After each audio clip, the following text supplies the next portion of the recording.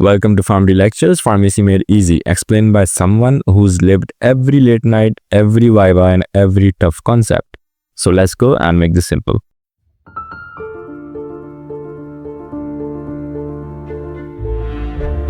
तो सबसे पहले जो आज का हमारा टॉपिक है वो है डायबिटीज़ मेलाइटिस। ठीक है, सबसे पहले हम ये देखते हैं कि आज हम इस लेक्चर में क्या क्या कवर करने वाले हैं। ठीक है, we are going to cover the definitions, we are going to cover the classification of diabetes mellitus, and we are going to discuss about the pathophysiology of type 1 diabetes mellitus, type 2 diabetes mellitus and gestational diabetes mellitus. ठीक है, so moving forward, definitions की अगर हम बात करें तो according to the American Diabetes Association, ठीक है, diabetes mellitus is a group of metabolic diseases, ठीक है, जहां ब्लड ग्लूकोज लेवल हाई होता है। ठीक है, जिसे हम कहते हैं हाइपरग्लाइसीमिया। ठीक है, अच्छा, नाउ पॉज एंड थिंक कि why do we call it a metabolic disease.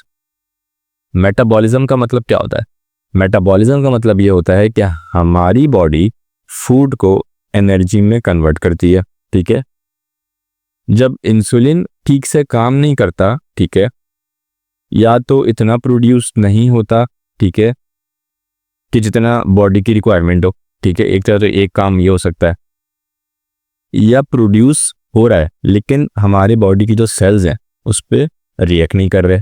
ठीक है, इन दोनों कंडीशंस के अंदर ग्लूकोज बॉडी में बिल्ड होना स्टार्ट हो जाता है। ठीक है, जब ग्लूकोज बॉडी में बिल्ड होना शुरू होता है, ठीक है, instead of being used for energy के लिए इस्तेमाल होने के बजाय वो बॉडी में बिल्डअप होना शुरू हो रहा है ग्लूकोज। ठीक है, तो जब ग्लूकोज का मेटाबॉलिज्म इफेक्ट हो जाए, ठीक है, that's why we call it a metabolic disease. ठीक है, diabetes is due to either the pancreas not producing enough insulin और the cell of the body not responding properly to the insulin produced.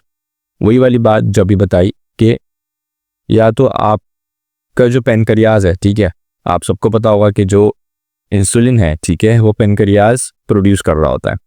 तो या तो आपका जो pancreas है वो इनफ इंसुलिन प्रोड्यूस नहीं कर रहा, ठीक है, या वो प्रोड्यूस कर रहा है बट आपकी जो सेल्स हैं बॉडी के वो उन प्रोड्यूस किए हुए इंसुलिन पे रिस्पॉन्स नहीं दे रहे। ठीक है, तो जिसकी वजह से आपको डायबिटीज हो सकती है। अच्छा, हम बेसिक टर्मिनोलॉजीज की बात करते हैं। What is the American diabetes association? बहुत इंपॉर्टेंट क्वेश्चन है, बहुत बेसिक क्वेश्चन है, बहुत से लोगों को नहीं पता होता। ठीक है, इंटरव्यू में अक्सर पूछा जाता है। तो एक ट्रस्टेड यूएस बेस्ड ऑर्गेनाइजेशन जो डायबिटीज के लिए गाइडलाइंस और एजुकेशन प्रोवाइड करते हैं। ठीक है, हर डिजीज को लेकर या किसी भी चीज को लेकर एक बॉडी बनाई जाती है। सो डायबिटीज के लिए ये बॉडी है जो कि रिस्पॉन्सिबल होती है। Why is diabetes called a metabolic disease? मैं आपको बता चुका हूं पहले, बट रिपीट कर देता हूं कि ऐसी डिजीजेस जो आपके बॉडी के मेटाबॉलिज्म को अफेक्ट करते हैं, ठीक है, यानी एनर्जी बनाने के प्रोसेस को अफेक्ट करते हैं, ठीक है, that is called a metabolic disease. तो डायबिटीज में ग्लूकोज एनर्जी में कन्वर्ट नहीं होता, ठीक है, and that's the root cause of this issue. Okay, now moving forward towards the classification of the diabetes mellitus. ठीक है, अच्छा, तो डायबिटीज को हम यूं क्लासिफाई करते हैं: type 1 diabetes mellitus, type 2 diabetes mellitus, gestational diabetes mellitus and जो अदर स्पेसिफिक टाइप्स यानी कि जेनेरिक डिफेक्ट्स की वजह से हो या किसी ड्रग या डिजीज की वजह से हो, तो उनको भी हमने कैटेगराइज किया हुआ है यहाँ पे। अगर मैं यहाँ पे टाइप 1 की बात करूँ तो यहाँ पे मेंशन है कि caused by auto immune destruction of insulin producing sales. Type 1 diabetes को हम कहते हैं इंसुलिन डिपेंडेंट डायबिटीज। ये वेरी इंपॉर्टेंट एमसीक्यू है, ठीक है, कि टाइप 1 को इंसुलिन डिपेंडेंट कहते हैं या टाइप 2 को इंसुलिन डिपेंडेंट कहते हैं। तो टाइप 1 को हम कहते हैं इंसुलिन डिपेंडेंट डायबिटीज। वाई? क्योंकि इस कंडीशन के अंदर आपकी बॉडी इंसुलिन प्रोड्यूस ही नहीं करती। ठीक है, मैं वापसी रिपीट कर रहा हूँ कि टाइप 1 को हम कहते हैं insulin dependent diabetes. Why? Because इस कंडीशन के अंदर आपकी बॉडी इंसुलिन प्रोड्यूस ही नहीं करती, ठीक है। मोस्टली बचपन या अर्ली एडल्टहुड में होती है ये कंडीशन, ठीक है। इसलिए इसे जुवेनाइल डायबिटीज भी कहते हैं, ठीक है। एमसीक्यूज के लिए बड़ा इंपॉर्टेंट पॉइंट है कि जुवेनाइल ऑनसेट डायबिटीज किसको कहते हैं? टाइप 1 को कहते हैं, ठीक है। सो दैट्स वाई ये एक ऑटो इम्यून डिसऑर्डर है जहां बॉडी के इम्यून सेल्स, ठीक है, मिस्टेकनली अपने ही पेनक्रियास के बीटा सेल्स को डिस्ट्रॉय कर देते हैं। बीटा सेल्स क्या हैं, पेनक्रियास क्या है, ये अभी आगे थोड़ा सा और पैथोफिजियोलॉजी में हम इसको देखेंगे, बट मैं इसको अभी एक ओवरव्यू देते हुए जा रहा हूँ कि ऑटो इम्यून डिसऑर्डर है। क्यों है? क्योंकि इसमें बॉडी के जो इम्यून सेल्स क्या होते हैं? बॉडी की अपनी इम्यूनिटी, अपने सिक्योरिटी गार्ड्स। तो अपने सिक्योरिटी गार्ड्स अपने ही पेनक्रियास के बीटा सेल्स को डिस्ट्रॉय करना शुरू कर देते हैं। That's why it is called auto immune disorder, ठीक है। तो सिर्फ 10% केसेस टाइप 1 के होते हैं, लेकिन ये सिवियर होती है बिकॉज ये पेशेंट इसमें जो है ना उसको लाइफ लॉन्ग इंसुलिन थेरेपी की रिक्वायरमेंट होती है, ठीक है। अब यहाँ पढ़ लेते हैं। यहाँ पे वही बात लिखी हुई, requires insulin injections for life. इनको जिंदगी भर इंसुलिन की जरूरत रहती है, ठीक है। टाइप 2 की बात करते हैं। टाइप 2 में ऐसा नहीं है कि इंसुलिन बन नहीं रहा, ठीक है। इसमें ऐसा ये है कि बॉडी जो है ना वो रेजिस्टेंट हो गई है इंसुलिन के अगेंस्ट, ठीक है। तो इंसुलिन बन तो रहा है लेकिन बॉडी के सेल्स उस पर रिस्पॉन्ड नहीं कर रहे, ठीक है, रेजिस्टेंट हो चुके हैं, या फिर बॉडी इतनी इंसुलिन बना ही नहीं पा रही जितनी रिक्वायरमेंट है मुझे 20 लाख की, ठीक है, बॉडी बना रही है सिर्फ 5 लाख, तो मेरी डिमांड तो पूरी नहीं हो रही, ठीक है। अच्छा, इसमें मोस्टली ये एडल्ट्स में देखी जाती है और अक्सर जो ओबीज होते हैं या जिनको ओबेसिटी होती है, ठीक है, जो थोड़े से मोटे लोग होते हैं उन लोगों में ज़्यादा देखी जाती है। इसको हम मैनेज कर सकते हैं डाइट से, एक्सरसाइज से, ठीक है, एंड डिफरेंट मेडिसिन से। इंसुलिन की हमेशा ज़रूरत नहीं पड़ती, लेकिन टाइप 1 में तो इंसुलिन की रिक्वायरमेंट है ही, लेकिन टाइप 2 जो है वो एक्सरसाइज, मेडिकेशंस और डाइट चेंजेस की वजह से भी मैनेज की जा सकती है। Then if we discuss about the gestational diabetes mellitus, pregnancy के दौरान डेवलप होती है ये, ठीक है, और अक्सर लोगों के अंदर डिलीवरी के बाद या तो ये ठीक हो जाती है या ये बेहतर हो जाती है, ठीक है। लेकिन जेस्टेशनल डायबिटीज़ का होना आगे आने वाली ज़िंदगी के अंदर टाइप 2 डायबिटीज़ के चांसेस को बढ़ा देता है, ठीक है। लेकिन अगेन ये भी डाइट से, एक्सरसाइज से और सम टाइम इंसुलिन से मैनेज किया जा सकता है ड्यूरिंग प्रेगनेंसी। अगर मैं एक और क्लास की बात करूं तो ये किसी जेनेटिक प्रॉब्लम्स की वजह से हो सकता है, किसी ड्रग की वजह से हो सकता है, कोई और पेनक्रियाटिक डिजीज की वजह से हो सकता है, ठीक है। रेयर होता है, ठीक है, और हमेशा परमानेंट भी नहीं रहता, ठीक है। ट्रीटमेंट डिपेंड करता है कि आपको कॉज क्या है, किस कॉज की वजह से आपको ये हो रहा है, तो उस हिसाब से आपका जो ट्रीटमेंट होता है ना, ठीक है, वो फिर देखा जाता है। अच्छा, अब हम बात करते हैं टाइप 1 डायबिटीज़ मेलाइटस की। टाइप 1 डायबिटीज़ को हम इंसुलिन डिपेंडेंट डायबिटीज़ भी कहते हैं, ठीक है। ये वही वाली बात है जो मैं पीछे बता चुका हूँ, मैं रिपीट कर रहा हूँ, ठीक है। इसमें क्या होता है कि आपकी बॉडी जो होती है वो इंसुलिन नहीं बना रही होती है, ठीक है। दैट्स वाई इसको हम जुवेनाइल ऑनसेट डायबिटीज़ भी कहते हैं, ठीक है। 1 in 10 पीपल और 10% people with diabetes are type 1, ठीक है। Children and young adults are more likely to be diagnosed with type 1 diabetes, ठीक है। और यूजुअली जो है ऑटो इम्यून कंडीशन की वजह से होती है, ऑटो इम्यून होती है। अब हम बात करते हैं pathophysiology of type 1 diabetes mellitus की, ठीक है। थोड़ा साइंटिफिकली देखते हैं ना इस चीज़ को क्या हो रहा है। टाइप 1 डायबिटीज़ मेलाइटस के अंदर जो टी सेल्स होते हैं ना, ठीक है, वो बीटा सेल्स को अटैक करते हैं in the islets of Langerhans, ठीक है। अच्छा, होता क्या है कि आपके जो टी सेल्स होते हैं ना, ठीक है, वो अटैक करते हैं और डिस्ट्रॉय करते हैं आपके पेनक्रियाटिक बीटा सेल्स को, ठीक है। तो उससे क्या हो जाता है कि वो जो बीटा सेल्स हैं they are responsible for the production of insulin. तो जब बीटा सेल्स आपके डिस्ट्रॉय हो गए, ठीक है, तो अब loss of insulin obviously insulin नहीं बन रहा, इंसुलिन प्रोड्यूस नहीं हो रहा, ठीक है। उसकी वजह से फिर आपके पास होती है insulin deficiency and hyperglycaemia. Insulin deficiency यानी कि इंसुलिन बनेगा नहीं, इंसुलिन की कमी हो जाएगी, और हाइपरग्लाइसीमिया का मतलब है कि ब्लड के अंदर आपका शुगर का लेवल जो है वो बढ़ जाता है। क्यों?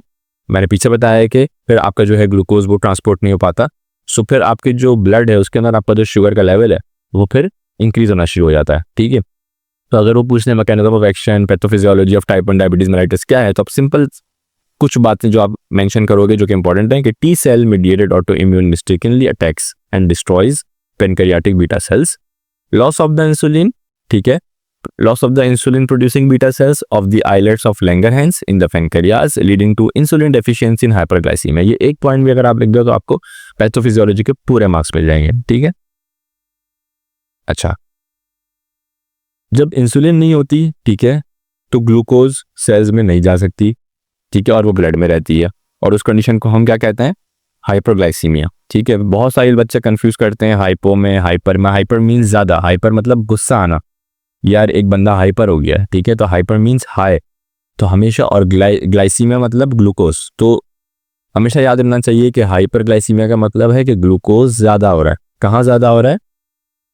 ब्लड में उसका लेवल ज़्यादा हो रहा है, ठीक है।